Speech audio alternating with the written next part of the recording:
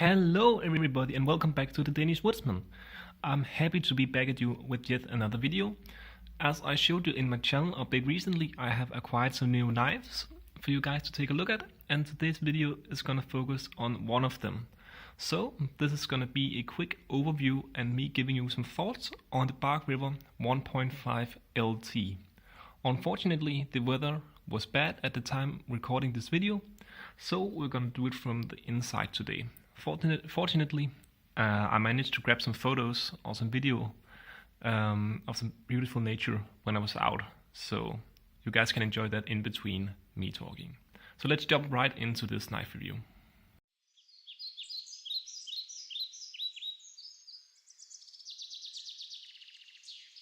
In usual fashion or tradition, before we take a look at the knife, we have to start with the sheath.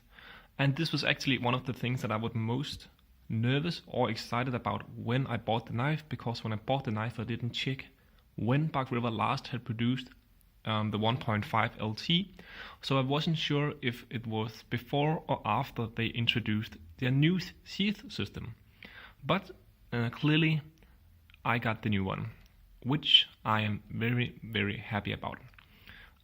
So Bark River recently, or kind of recently, decided that they wanted to make their sheath in-house and got Kylie Janet to design a sheath design for them. I think I got her name right. Either way, you guys may correct me in the comment section. So this was the sheath that she came up with. Every Bark River or larger Bark River model will now ship with one of these sheaths. You can see the Bark River logo here. So depending on which Bark River model you get, you will either get a scaled up version or a scaled down version of this sheath. I think it's safe to say that this is the medium size sheath. So the sheath is so cool, super nice. I'm so happy I got this one. Actually, in the first place, I wanted to get the old one because I just thought it would be more comfortable on the hip. But I'm just blown away by this sheath. When you receive it, there will be two straps. Like this one, it will be here and here, attached with screws through these holes. So you can set the sheath up for horizontal carry or scout carry. I have chosen to remove the sheath or not the sheath, the two straps here, in order to just get an overall slimmer design, because I obviously carry it vertical. The sheath has two tying holes here, so you can tie the holes, or you can tie the sheath down to your leg, and it has a strap here to keep the knife nice and secure. When you sheath the knife, it slides quite deep in, so actually the middle of the handle of the knife is where the strap is. It's kept in with this strap. Super nice and super secure. As usual, when you get a Bark River knife, you may have to massage the sheath a bit to get it to fit, but in the end, just put the knife carefully in and let it sit overnight, and it will form. The sheath will form after the knife more and more the longer you use it. Of course, the quality on this sheath is absolutely excellent. It's made from leather, and it's been sewn together with some heavy-duty string. And furthermore, the sheath is ambidextrous, which means you can wear it both right and left hand carry. So it can be worn horizontal, vertical, right and left hand carry. So super cool design for a lot of carrying options. So how happy am I that I got the new sheath? I'm so happy. It's just, for me, the way that this rides on my hip is just perfect. Normally I don't particularly like a standard sheath from the factory, because often they ride too low, but for me this is just the right height. It's superb and it holds the knife in super secure. Even though only this strap is used to hold the knife in, I feel no rattle when the knife is in the sheath. There's absolutely no rattle. So let's just take a closer look at how the sheath looks with the knife in it, so I can show you guys how little rattle that actually are in the sheath. So here we have the knife in the sheath, and as you can see, it rides quite deep in the sheath, but that complements the super secureness of the sheath. You can hear absolutely no rattle whatsoever. The only thing you can hear is the leather squeaking, and that's no problem. One thing I would like to note is that I am super happy with the build quality. The only thing on my sheath is here, and I hope to God that this sheath keeps its retention, so it keeps being as or keeps its ability to hold the knife nice and secure as it does now. Either way, it's leather sheath, so if it doesn't, I'll just wet form it. But that was a close look at the sheath. As I said, I'm so happy with it. It keeps in the knife, or holds the knife super nice. It rides in a nice position on the hip, not too high, not too low, just in the right place. And you can set it up for multiple carrying positions. So now let's jump into the knife.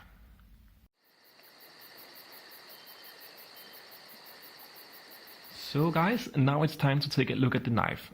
Firstly, I would like to quickly run down the specs to give you guys an idea of the size dimension of this knife. And it's actually quite funny. As I said, this is the Bravo 1.5 LT, and I believe this is the field version because of the jimping up here. You can get it rammed or not rammed, and it has a drop point. And it's actually quite funny because the specs of the knife, when you look it up at different websites, it's actually changing. So when you look it up, some website will say that the version with the ram has a slightly longer blade than the version without the ram, like this one. But my best guess is, and I actually measured this myself, is that this one has a blade length of 14.7 centimeters. It has a blade thickness of 3.7 millimeters and a total length of 27.1 centimeters.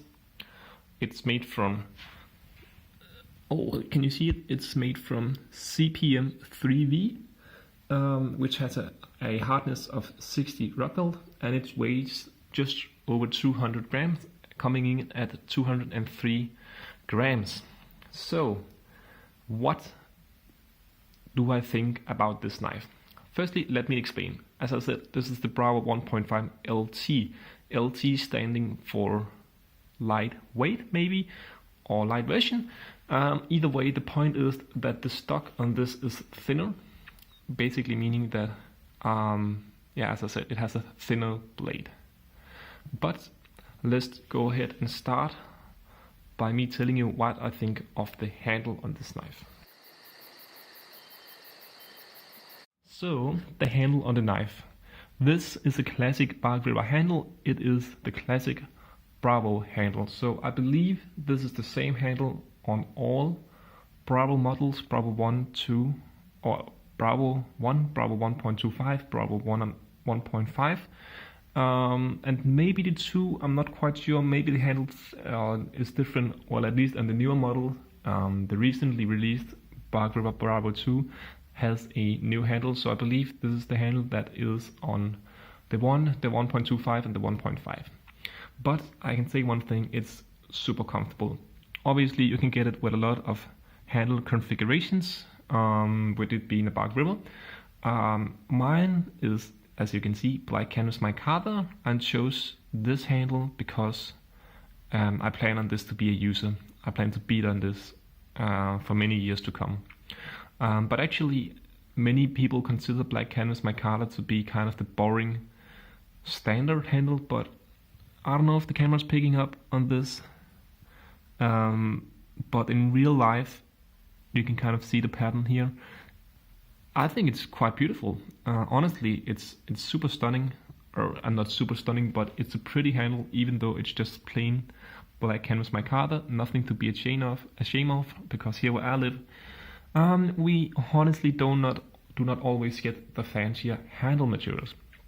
But how is the feel in hand? Well, with it being a Bravo handle, it's mostly one position, or two position handle, either for you to hold it like this, or put your thumb up here on the jimping and do some more push cutting. But overall, the handle is super comfortable. There are no hot spots. It fits my hand really well with Bark River's classic Coke butt handle. You can see how it's thin, thick, and then thin down here in the bottom again, which kind of resembles the looks of a classic Coca-Cola bottle, and that's why it's called the Coke bottle handle. It has a hole for a lanyard, as you can see. So overall, I really like the handle. It's super comfortable. It has a super good feel in the hand, and you can hold it for multiple grips, as I said, like this with the thumb up, and it's super comfortable for side cuts if you're doing some skinning or whatever. Super comfortable.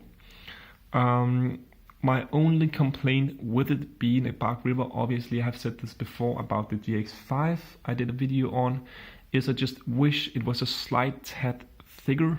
If I should change something, it would be that. Obviously, with this being an LT version, it's the stock is thinned down, so it is a slightly bit thinner from the get-go. It's no deal breaker though. I have medium, I guess large through. Large hands would be the best ways to describe it. I use large when I wear gloves. But if a small bit thicker would have been nice, but it's just super comfortable in the hand. So let's move on to the blade.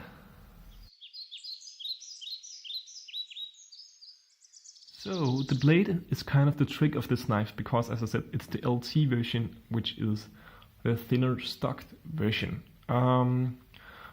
But what has the thinner stock added to the characteristic of this knife? Well, in my opinion, or everybody's opinion, if you look the knife up on YouTube or check with what Mike Stewart, the producer of Bark River or the owner of Bark River, has said about this knife, it is that the thinner stock have enhanced, of course, its slicing performance. It's just become a superb slicer. And mine, as you can see, has the jimping on top instead of the ram or just the plain. I think that this jimping is super nice. I recently did a video on the Dan Tope TDC, Tope Daily Carry, where I criticized the knife for having too aggressive jimping. I do not think it's the case with this one.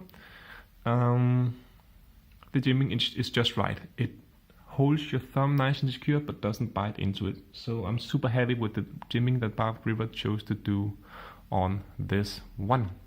What do I think about the blade shape? Well, one of the reasons actually I just bought the knife was because it's just a fast looking blade in my opinion. The blade to handle ratio, the thinner blade, the thin stock, it's just a good looking blade in my opinion. It's super fast looking, and with this blade shape it's just so vertical or practical. It can basically do anything. It has no limitations in my opinion, and the blade is overall super versatile and just a very, very good choice. I haven't found any downsides to the blade yet or something I couldn't do, so I'm super happy with how the blade is designed. As I said, classic shape, originally designed for a military application, but is now used worldwide to a big variety of applications. So let me give you my final thoughts and some positives and some negatives about this knife. So what do I think about the knife? What could it be used for, and what do I use it for, and what's the positives and what's the negatives? Well, let's start with the negatives, which there are not many of. Actually, I love this package. I love the sheath and I love the knife. My only complaint, of course, as I said, is that I would love the handle to be just a tiny bit thicker.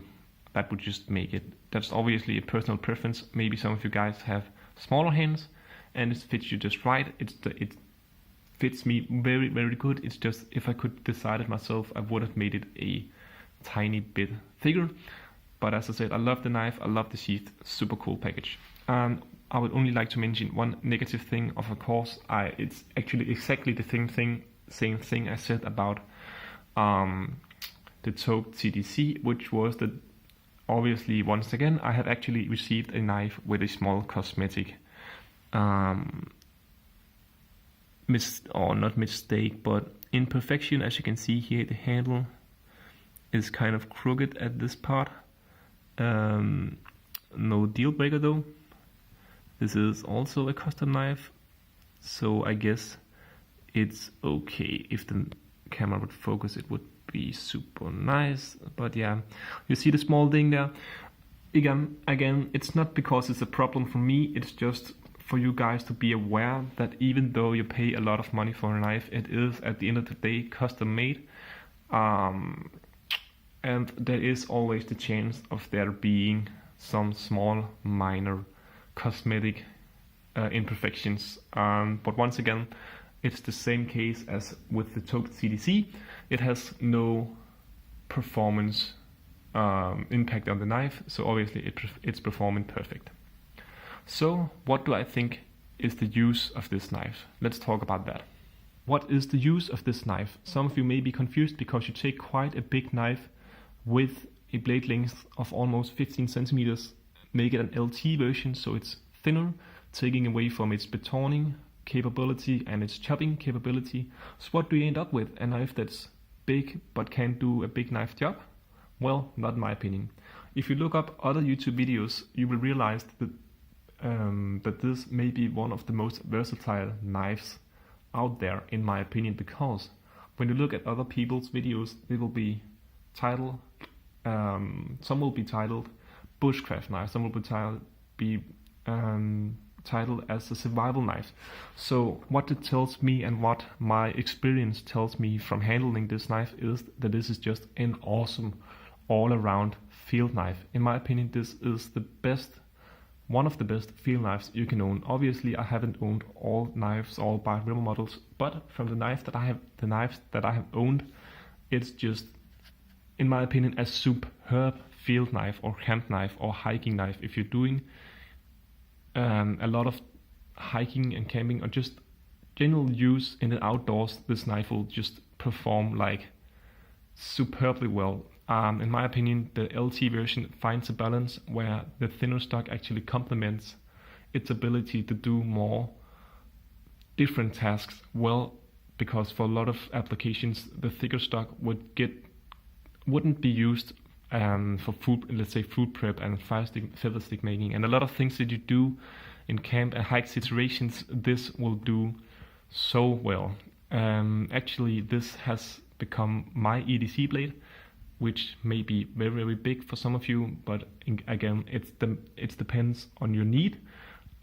This one fills my need for what I do every day so super well. As I said, if you're looking for just a great companion knife, in my opinion, it can just do everything super well. The stock, the thickness of the stock is just made this knife an incredible companion because it has taken the weight out, or kept the weight down for the normal version, so you actually get a quite big knife on your hip, but you doesn't notice it because of its low weight.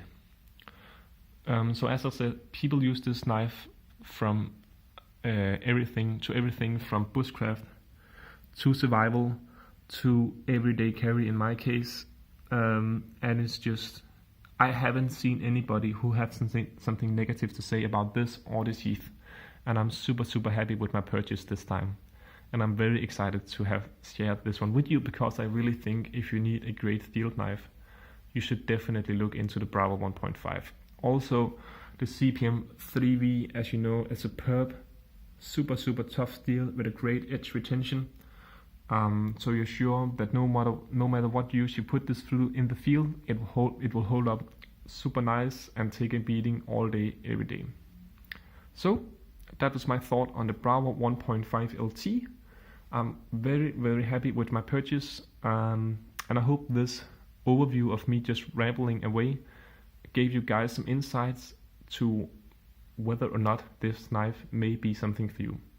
I have an upcoming overview like this of the Bark River Kephart, so if you're excited for this or for that, which I am very much, the only reason I did this one first is because this one is the one I have carried the most. Be sure to subscribe to be notified when I upload that video. That was it for this time. If you liked my thoughts on the Bark River 1.5 LT, make sure to drop me a like or a comment if I missed anything.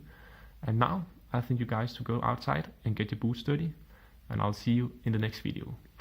Cheers.